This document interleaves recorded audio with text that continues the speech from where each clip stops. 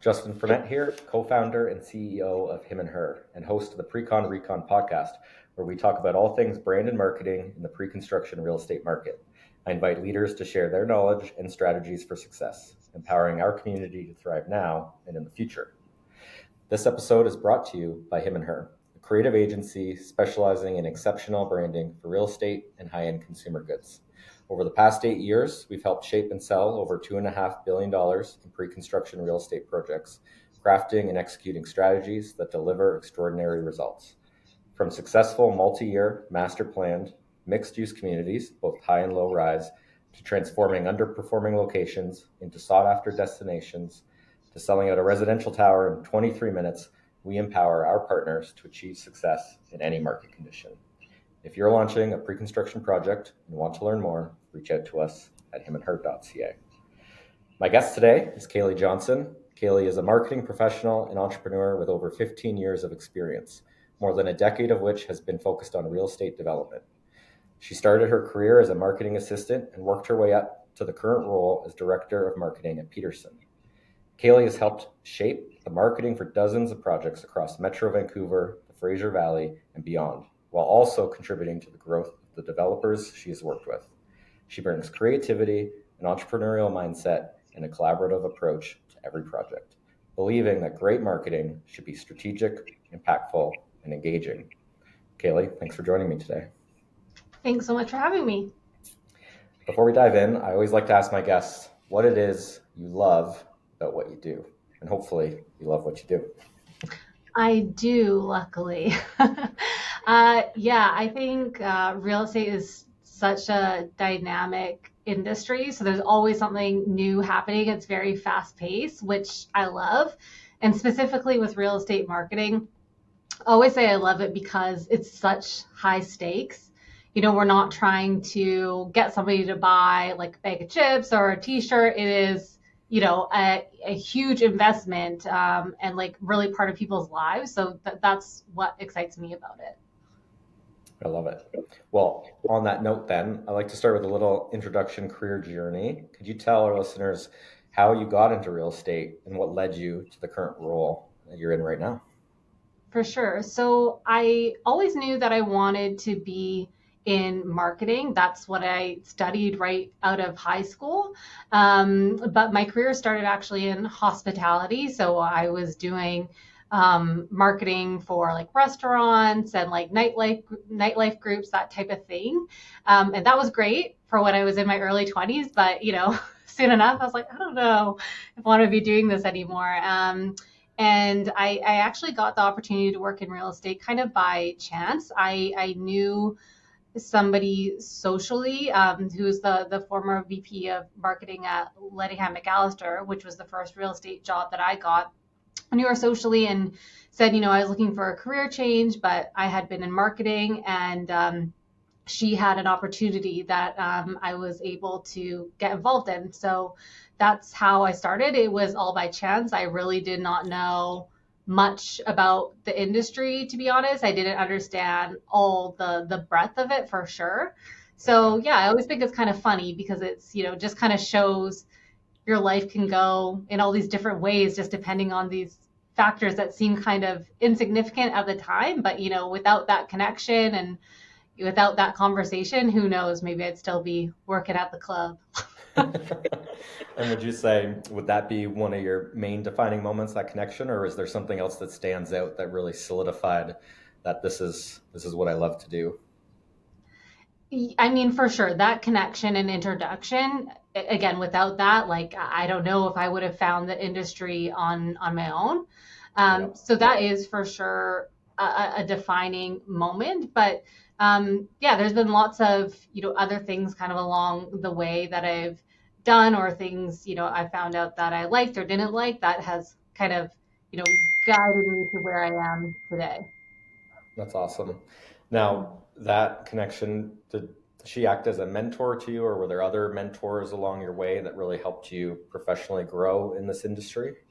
Yeah, for sure. I mean, thinking about that question, I don't have like a long-term mentor, which I mean, I think that would have been great. I don't have like that one person, but I have been able to make really great connections in the industry. So there's definitely people that, I feel comfortable to ask advice from, who I have definitely over the course of my career. And, so I've created lifelong professional relationships in the industry, but also like lifelong friendships, which is great.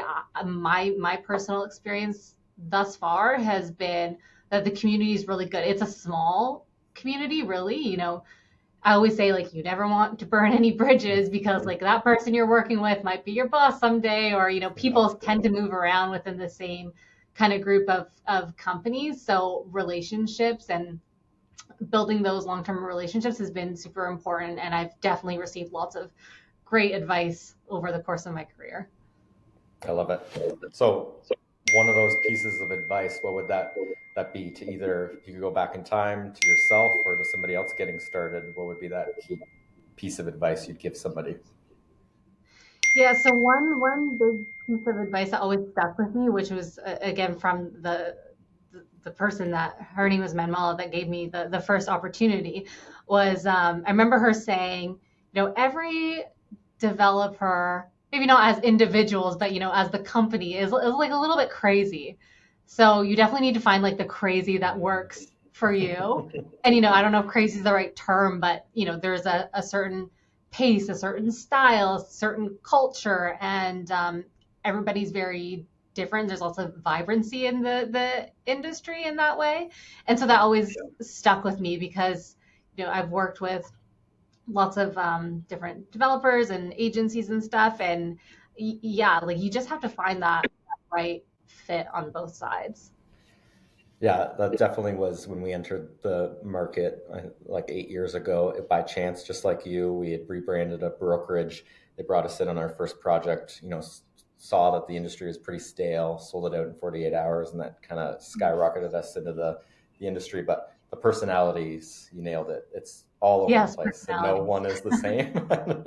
for sure. This is an Which adventure is for like sure. fun, you know what I mean? I Yeah. feel like with that, it's a good test professionally, and a good thing to learn about all these different types of people that you get to work with. And I think it really helps you with your personal life as well, Yeah. right? And You it's just not an kind of know easy how to adapt. industry. I think it takes a certain kind of person to survive and excel and thrive. For So, sure. Yeah. so you're at Peterson. Can you tell us a little bit more about what Peterson is about? Yes, absolutely. So I've been with Peterson for almost a year now, and it's been really great. Peterson is like a very dynamic place. There's lots of variety. We have everything from like master plans, purpose built rentals, existing rental stock. Yeah, I always joke that like within my first year here, I felt like I was always opening up these little doors, and you're like, oh, this is behind there, this is behind there, because I don't think people, and I honestly didn't really even know before I started the scale and breadth of Peterson, because previously, or I would say even up to now, they've been more well known as being a more of a quieter partner or financial lender backer to other developers, and that's been a really that's been awesome. That's what we've been doing. But there's a huge appetite now to be more in the forefront, and we have lots of developments, lots in the pipeline, that is going to be solely Peterson. And so, that was one of the big reasons why I wanted to join Peterson. It seems like, we're at this really cool tipping point, in the business, where we're ready to be louder and more purposeful, and yeah, really again step into the spotlight as a developer. That's amazing. That sounds like an exciting time to join. Hmm. In all that excitement, is there a particular project that you're most excited about? That's really interesting, really challenging, something that comes to mind? For sure. Like the first thing that's coming to mind is we do have a master plan development. It's about 19 acres in Burnaby. If people are familiar with Burnaby, it's right by Sperling SkyTrain Station, is old Saputo or Dairyland lands. So at the end of the day, that's going to be, I believe, just under 5,000 homes. There's going to be retail, commercial space, natural space. It's pretty connected to Burnaby Lake and all the sports and activities they have going on there. So I'm really excited about that. Again, because we're going to be in the forefront as being a developer, and what a way to do it by coming out with this legendary 19-acre huge master plan. So it's amazing. Mm-hmm. The market, as I've talked to people, and if you're unaware, Kayleigh or anybody listening, we release a semi-annual Pre-Con Recon report, which we aggregate data, but also look at the trends that we're seeing. And we're seeing definitely a shift to some what we call secondary markets, which could be geographic, which could be product type, some low-rise, purpose-built rentals, et cetera. In your market, and with a shift that we're seeing, do you see that in your region? And as a developer and in properties like that you're working on, are you shifting your concept of what product type offering you're bringing to market? Are you seeing those trends in your maybe secondary portfolio items? What are you seeing in the market? Mm-hmm. I mean, for sure, as the broader market, there is a shift. Geographically, I think, it's no secret, Vancouver is not the most affordable place to live. So there is a shift into other markets, right? The Okanagan, I was talking to somebody the other day about Squamish, 10, 15 years ago to now, how that location has completely changed. Obviously the Fraser Valley, people are moving out and spreading out. So, I don't see that changing.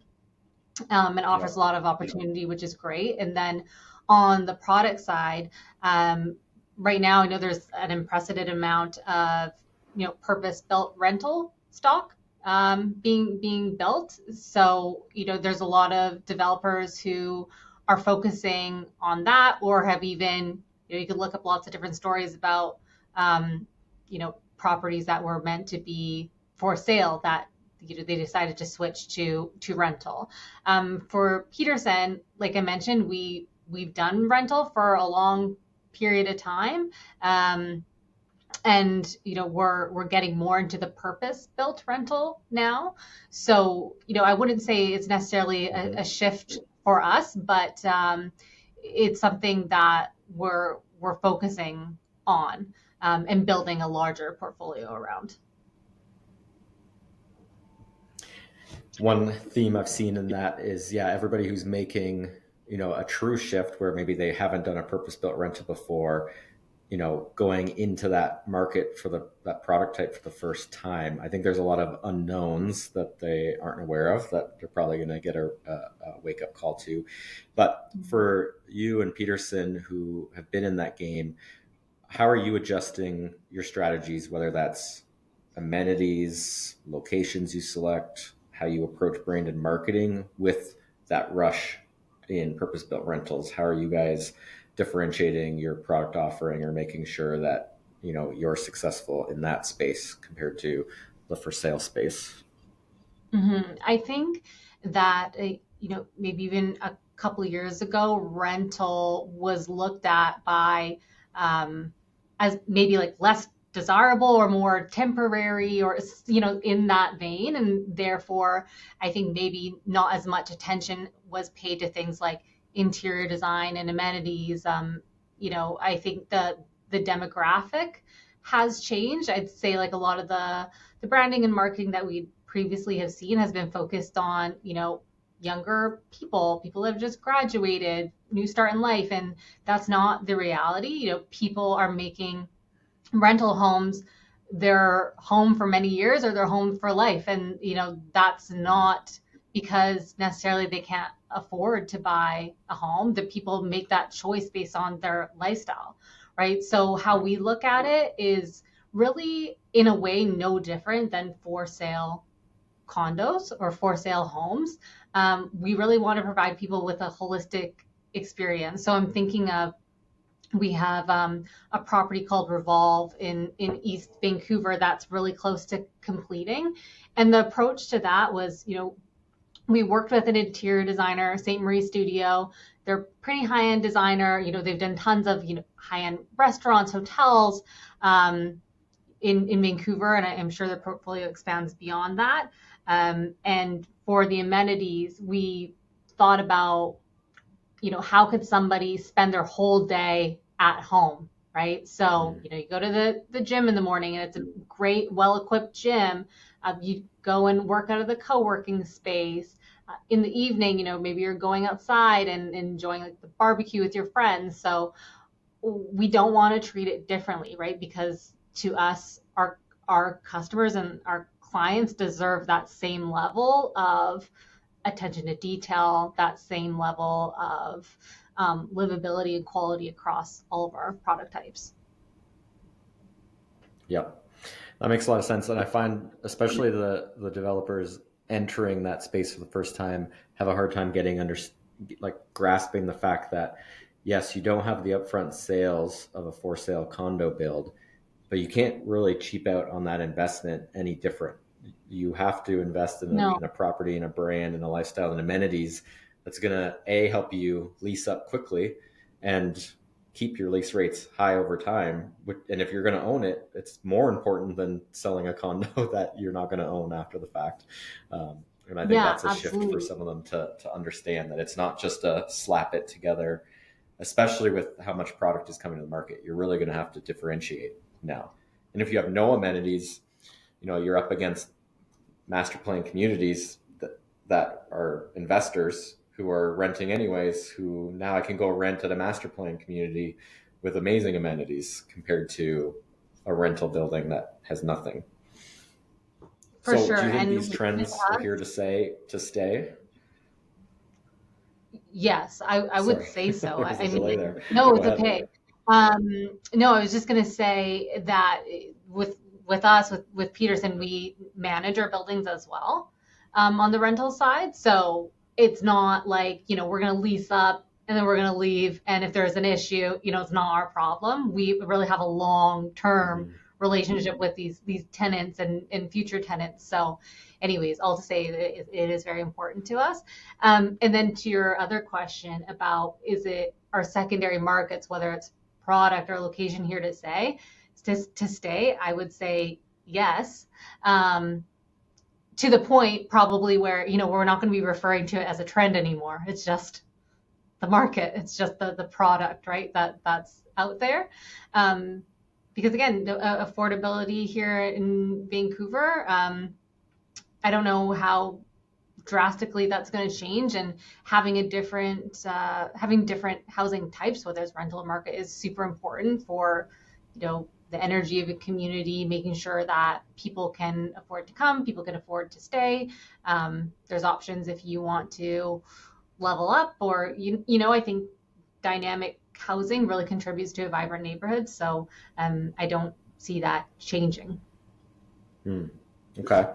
And then I think we touched on it just a little bit briefly there, but how do you approach branding your projects, especially in, a more competitive market or, a shifting market? Are you changing how you have traditionally done things? Are you seeing any trends or major mistakes you think other people may be taking in this scenario that may get you thinking or making rash decisions? Like, what's your thought on the brand and marketing landscape that you're seeing?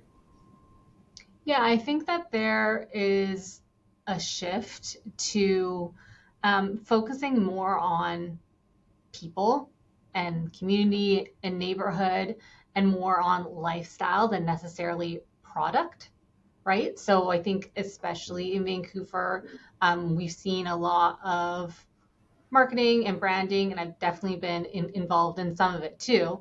So I'm not perfect either, but focusing so much on product, and that's part of the equation for sure. But I think we really want to tell stories of like what it's like to live there, and that goes beyond what your countertop is made of. So I think that storytelling, personal touches, really making sure that your buyer or your renter or whoever it is can really see themselves there, because they feel like the difference and the thing, like I said, that makes me excited about what I do is that this is an extension of you as a person, right? It's your home. So the brand really needs to reflect that person as an individual and the lifestyle they're choosing to lead. So and I've seen, developers starting to go that way, and definitely, being somewhat new to Peterson, that's how I would like to see us go, is really focusing on the people that are actually going to live in our communities. Okay, that makes a lot of sense to me. Now, internal versus external teams, you have likely used both. You've worked with agencies, you maybe worked exclusively in-house. When do you feel is the right time to be fully internal versus the right time to bring in an agency partner for pieces of branding or marketing? And how is that, your thoughts on that change depending on the type of developer you've worked for? So when you're saying agencies, are you talking about sales and marketing type of agencies or like creative agencies? I'd say let's focus on the brand and marketing side. I know there's a mix of, there's brokerages now that have branding and marketing components, but just from the branding marketing viewpoint, not necessarily sales brokerage side of things, when's the right Right. time that you would, build an internal creative team to brand a project, Mhm. do your floor plans, et cetera, versus rely on a creative advertising agency to brand Right. your project?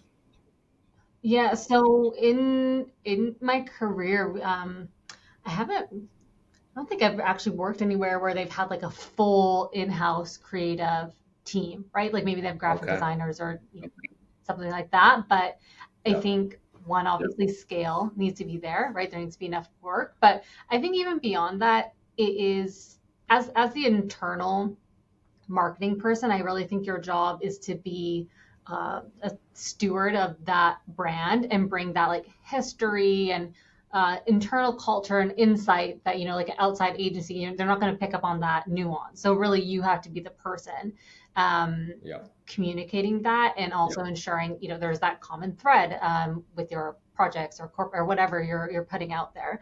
So that's super important. But personally, I prefer to work with outside like creative agencies because each project is different, right? And requires different things. So maybe an agency is really good at luxury, and maybe an agency is really good at something more like entry level. And there's different looks and feels and strengths. So even throughout my career, I know there's some developers, and it works great for them that they'll always work with one group, Hmm.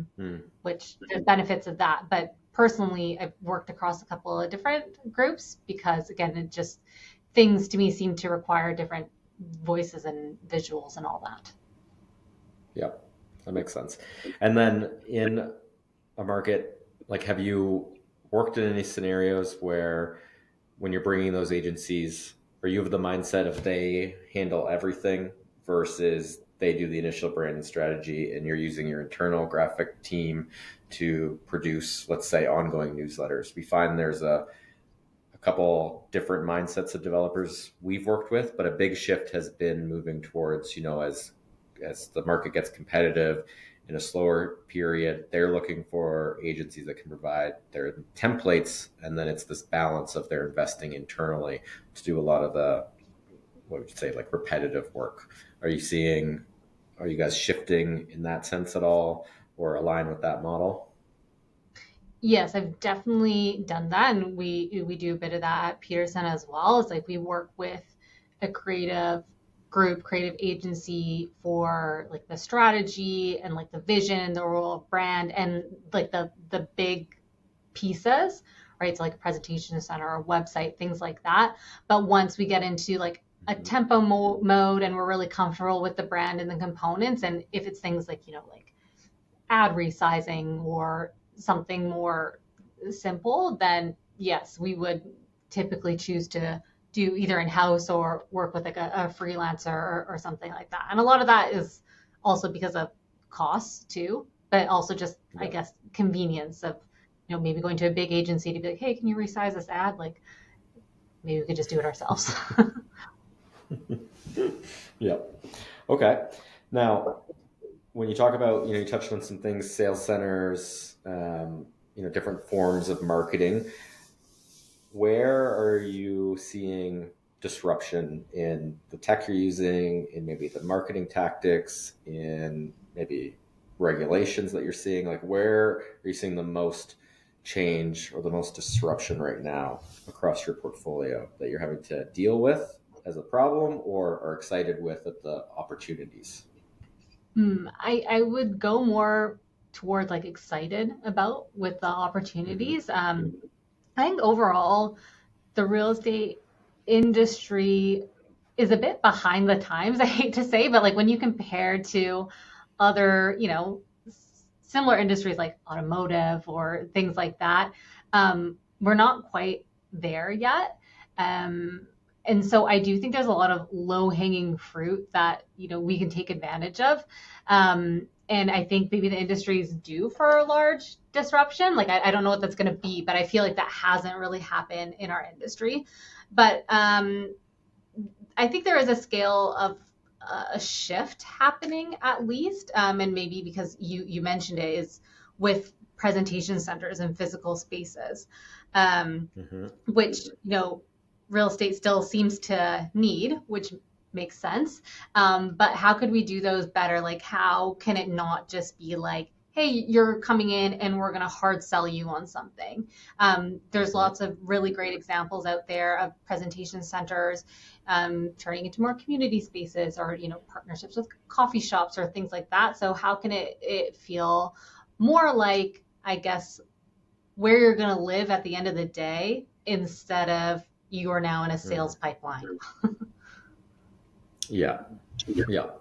I think that's a really great point and a great look at it. And the other, maybe related shift in changing perspectives is when you touch on affordability, is your product base, is your amenity base moving more towards the family? The reality of people are going to have to live in rentals as a family, live in condos. Are you building more 2 and 3 bed condos? Are you building children's play centers in any of your communities? Is there a shift or innovation in that? Because I'd say a year or two ago, it was always a hard no when we would recommend those amenities to developers. And now it's completely 180 in that they're starting to be open to making these communities more livable for a family. Are you seeing that? Are you Mm-hmm. guys making that Yes, shift on your end?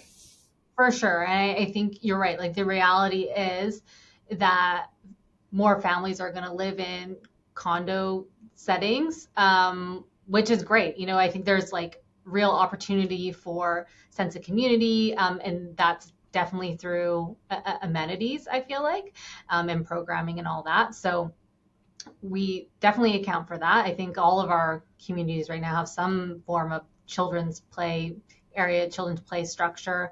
And even beyond that, I've worked on projects where we've put in specifically, rooms for kids, like interactive spaces, and even things I feel like garden plots and community libraries and stuff. Although those might not be kids specific, like I think it's a great extension of home and a great thing that kids can get involved in. Mm, So we okay. definitely consider families and try to consider all walks of life when putting our programming together. Okay.